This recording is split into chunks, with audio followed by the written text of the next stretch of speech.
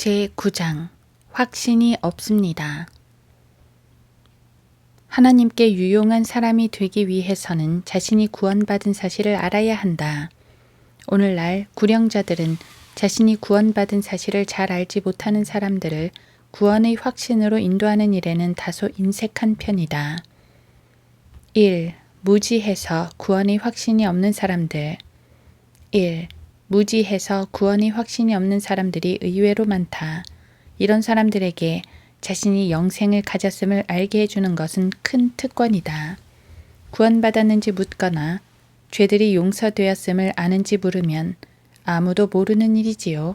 라고 말하는 사람들이 종종 있다. 알 수 있습니다. 성경은 믿는 사람들은 모두 그 사실을 안다고 말씀하십니다. 라고 말한 후 요한일서 5장 13절을 보여주라. 내가 하나님의 아들의 이름을 믿는 너희에게 이런 것들을 씀은 너희에게 영생이 있음을 알게 하려 함이며 또한 너희가 하나님의 아들의 이름을 믿도록 하려 함이라. 이 구절부터 시작하는 것이 좋다. 자신에게 영생이 있음을 아는 것은 모든 믿는 자들의 특권임을 분명하게 해야 한다. 뒤이어 요한복음 1장 12절도 좋다. 그러나 누구든지 그를 영접한 사람들에게는 하나님의 아들들이 되는 권세를 주셨으니 즉 그의 이름을 믿는 사람들에게니라. 이 구절은 그리스도께서는 그분을 영접하는 사람은 누구에게나 하나님의 아들들이 되는 권세를 주셨음을 보여주고 있다. 이 구절에 관해 상대방에게 질문을 하는 것이 좋다. 그분을 영접하는 사람들에게는 무엇이 되는 권세를 주셨습니까? 하나님의 아들입니다. 예수님을 영접한 사람들은 모두 하나님의 아들이 되는 권세를 얻는다는 것을 확신하십니까? 그렇습니다. 왜 그렇게 확신하시죠? 하나님께서 그렇게 말씀하고 계십니다. 예수님을 영접하셨습니까? 그렇습니다. 그렇다면 당신에게는 어떤 권세가 있습니까? 그에게 어떤 권세가 있는 것은 느낌 때문이 아니라 하나님께서 말씀 가운데서 그렇게 말씀하고 계시기 때문이라는 점을 확실히 해두어야 한다. 대개는 그런 사실을 계속 반복해서 말해줄 필요가 있다. 요한복음 3장 36절도 이와 유사한 방법으로 사용할 수 있다. 아들을 믿는 자는 영생을 가졌고 누가 영생을 가졌다고 말씀하고 계십니까? 아들을 믿는 사람입니다. 아들을 믿는 사람에게는 몇 명에게나 영생을 주십니까? 믿는 사람은 누구에게나 해당됩니다. 확실합니까? 그렇습니다. 왜 그렇습니까? 하나님께서 그렇게 말씀하고 계시기 때문입니다. 하나님께서는 무엇이라고 말씀하고 계십니까? 아들을 믿는 자는 영생을 가졌다고 말씀하십니다. 하나님께서는 아들을 믿는 자는 영생을 가질 것이라고 말씀하고 계십니까? 아닙니다. 영생을 가졌고 라고 말씀하십니다. 그 아들을 믿으십니까? 믿습니다. 그렇다면 당신이 무엇을 소유하고 있다고 하나님께서 말씀하십니까? 상대방은 잠시 동안 이 구절을 보고 나서 말할 것이다. 영생입니다. 그런 다음 상대방에게 나는 영생을 가지고 있다. 나는 영생을 소유하고 있다. 라고 몇 번 반복해서 말하도록 한다.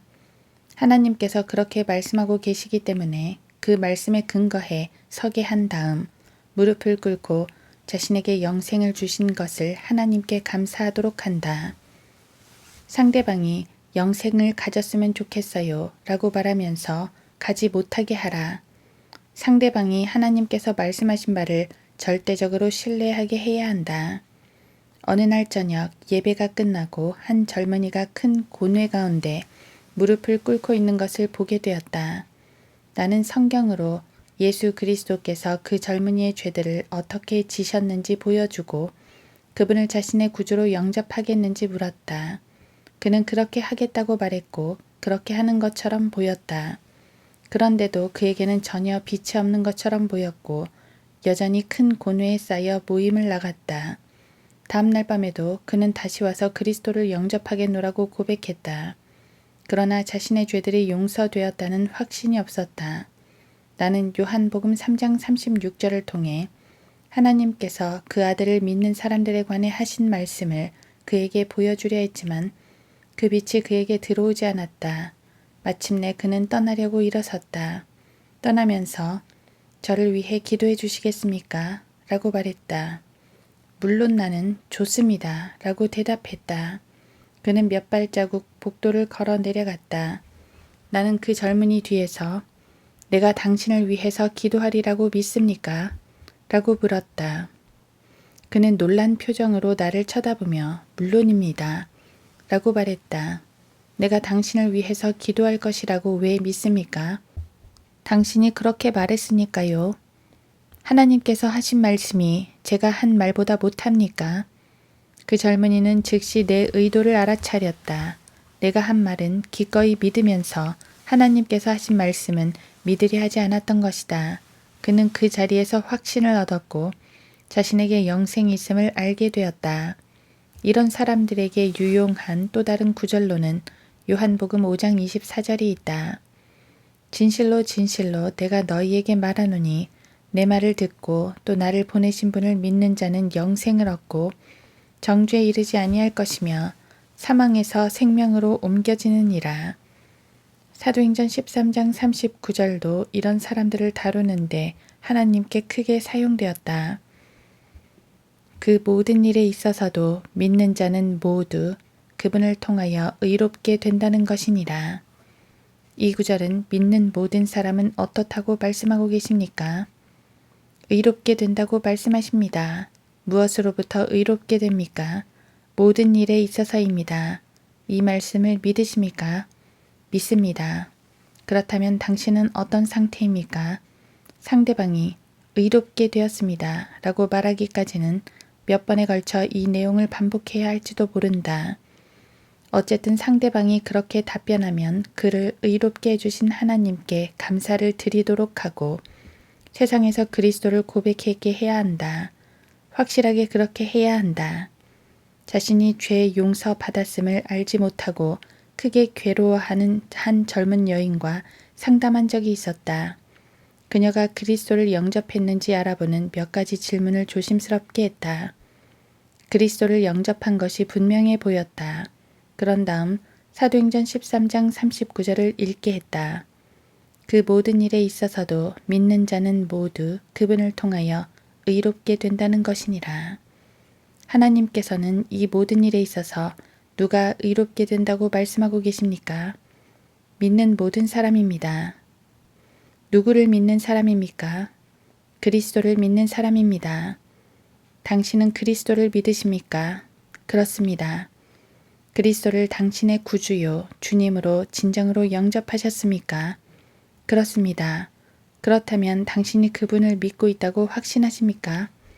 그렇습니다. 그렇다면 믿는 모든 사람은 어떻다고 이 구절은 말씀하십니까? 의롭게 되었다고 말씀하십니다. 그렇다면 당신은 어떤 상태입니까? 그녀는 의롭게 되었습니다. 라고 말하지 않고 자신의 죄들이 용서되지 않았다는 생각에 울었다. 나는 이 내용을 거듭거듭 반복했다.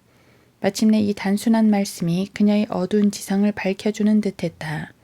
나는 전처럼 다시 질문했다. 누가 의롭게 되었다고 하나님께서 말씀하십니까? 믿는 모든 사람입니다. 믿는 모든 사람은 무엇으로부터 의롭게 되었습니까? 모든 일에 있어서 그렇습니다. 이 모든 일에 있어서 누가 의롭게 되었습니까? 믿는 모든 사람입니다. 누가 그렇게 말씀하셨습니까? 하나님께서 그렇게 말씀하셨습니다. 당신은 믿으십니까? 믿습니다. 그렇다면 당신은 어떤 상태입니까? 기쁨에 찬 빛이 그녀의 표정에 드러나며 이렇게 말했다. 내가 이 모든 일에서 의롭게 되었다니. 그런 다음 자기 옆에 서 있던 그녀의 친구를 돌아보며 내게 이렇게 말했다. 제 친구에게도 그리스도를 증거해 주시지 않겠습니까? 2. 이런 사람들 중 많은 이들이 자신들이 그리스도를 증거하지 않는다는 사실에 걸려 넘어진다.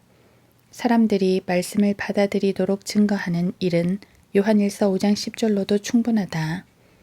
하나님의 아들을 믿는 자는 자기 안에 그 증거가 있고 하나님을 믿지 아니하는 자는 하나님을 거짓말쟁이로 만드나니 이는 하나님께서 그 아들에 관하여 주신 증거를 믿지 아니하기 때문이라. 우리가 하나님의 말씀에 있는 하나님의 증거를 믿지 않으면 하나님을 거짓말쟁이로 만든다고 이 구절은 말씀하신다.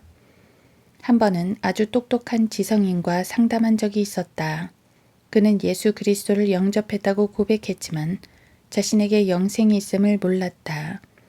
그 아들이 있는 자는 생명이 있고 요한일서 5장 12절 라는 하나님의 증거를 그에게 보여주었다. 당신에게는 그 아들이 있습니까? 그렇습니다. 그 아들이 있는 자에게는 무엇이 있다고 하나님께서 말씀하십니까? 생명입니다. 그런 다음 나는 10절을 읽어주었다.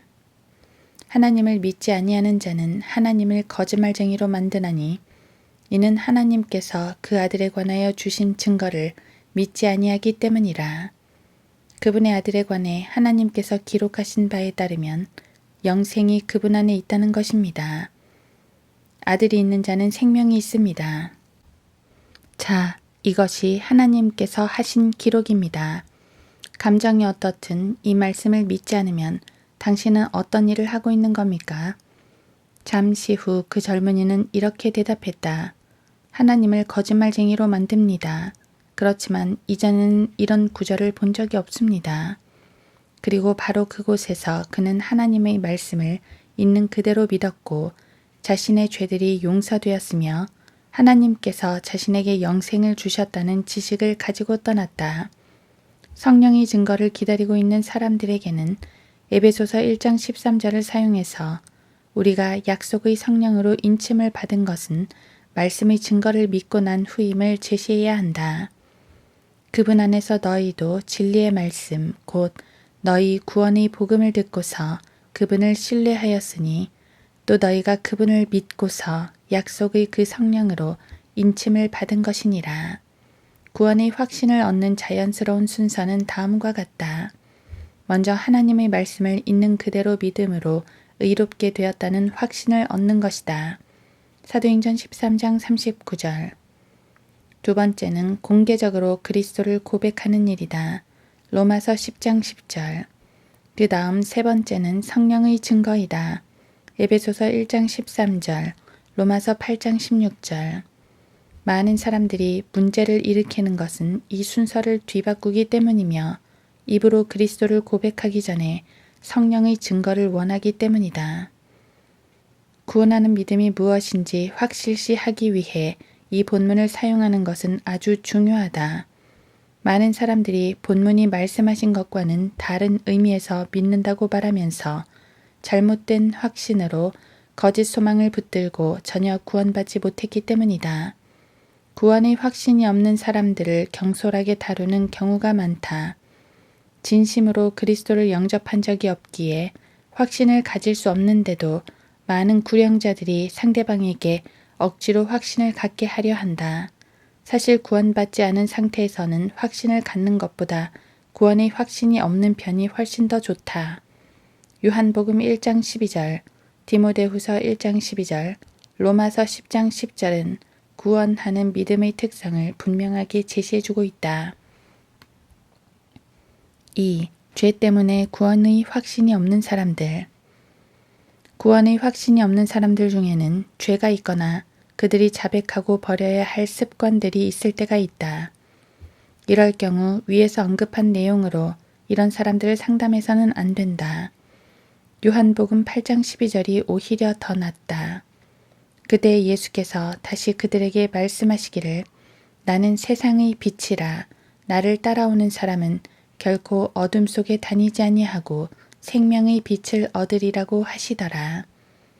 상대방이 이 구절을 다 읽으면 예수님을 따르면 생명의 빛을 갖게 된다고 예수님께서 약속하셨음을 상기시킨다.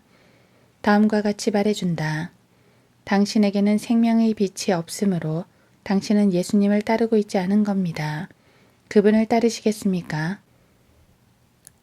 이렇게 해서 그 사람이 그리스도나 성령의 인도하심에 불성실한 점이 없도록 해야 한다. 어느 날 밤 모임 후에 나는 이리저리 다니면서 서로 다른 사람들에게 그리스도인의 경험에 관해서 물었다. 한 신사와 그의 아내 그리고 다른 교회에서 온 친구들이 그 모임에 참석했다. 내가 그 신사에게 가자. 그는 자기 아내를 가리키며 아내에게 말하세요 라고 했다. 잠시 후 나는 그의 아내에게 가서 그리스도인으로서의 삶이 어떤지 물었다. 그녀는 온통 어둠뿐이라고 했다. 나는 그냥 요한복음 8장 12절을 인용해주고 지나갔다. 그런데 그 말씀이 화살이 되어 꽂힌 것이었다. 그녀와 남편은 다른 사람들이 모두 떠난 뒤에도 가지 않고 있었다. 나는 그녀에게 하나님의 뜻에 거역하는 것이 있는지 물었다. 그렇다고 그녀는 고백했다. 그녀의 남편은 성령 충만한 사람이었는데 그녀는 그렇지 못했다. 거기다가 남편이 그리스도의 사역에 헌신할까봐 두려워하고 있었다. 남편이 사역에 헌신하는 것을 그녀는 원치 않았던 것이다. 그래서 온통 어둠 속에 갇혀 있었다. 몇 마디 대화와 기도를 한 후 그녀는 하나님의 뜻에 전적으로 복종했으며 다음날 아침 놀랍도록 성령 충만했다. 이사야 55장 7절도 죄로 인한 확신이 없는 사람들을 다루는데 유용한 구절이다. 잠언 28장 13절과 시편 32편 1에서 5절도 하나님과의 즐거운 교제가 단절된 상태에서 고백하지 않은 죄를 안고 있는 사람들과 상담하는데 유용하다. 이런 구절들은 우리가 죄를 고백하고 버리면 용서를 받고 빛과 확신을 얻게 됨을 보여준다. 확신이 없다고 말할 때 먼저 분명하게 다음과 같이 질문하는 것이 때로 효과가 있다. 마음속에 품고 있는 어떤 죄가 있거나 삶 속에서 양심에 찔리는 뭔가가 있습니까?